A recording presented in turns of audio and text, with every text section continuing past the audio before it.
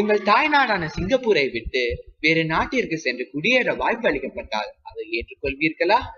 2010ஆம் ஆண்டு ஆய்வு செய்யப்பட்ட இள சிங்கப்பூரர்களில் பாதிக்கு மேற்பட்டோர் இக்கேள்விக்கு ஆமாம் என்றுதான் பதில் அளித்தார்கள். இதுதான் திறன் இழத்தல் என அழைக்கப்படுகிறது. ஏன் நிறைய இளைஞர்கள் இவ்வாறு பதில் அளிக்கிறார்கள்?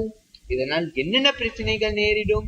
இந்த திறன் இழத்தலுக்கு எவ்வாறு முடிவு காண்பது?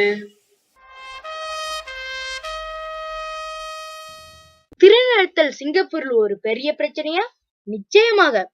2002ஆம் ஆண்டு சிங்கப்பூர் திறன் இழத்தல் விகிதம் உலகிலேயே 2வதாக இருந்தது.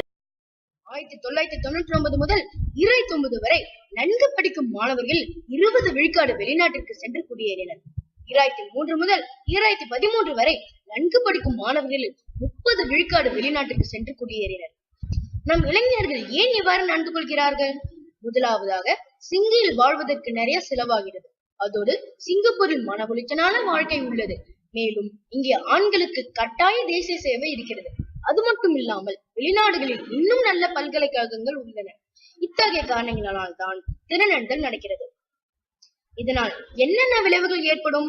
சிங்கப்பூர் குறைவான வளங்கள் உள்ள சிறிய நாடு என்பதால் அதன் பொருளாதாரம் முக்கவாசி மனித மூலதனத்தினால் தான் ஓட்டப்படுகிறது. ஆதலால் திறனறிதல் நடந்தால் நம் பொருளாதாரம் மோசமாக பாதிக்கப்படும். இப்பிரச்சனையை எவ்வாறு தீர்ப்பது?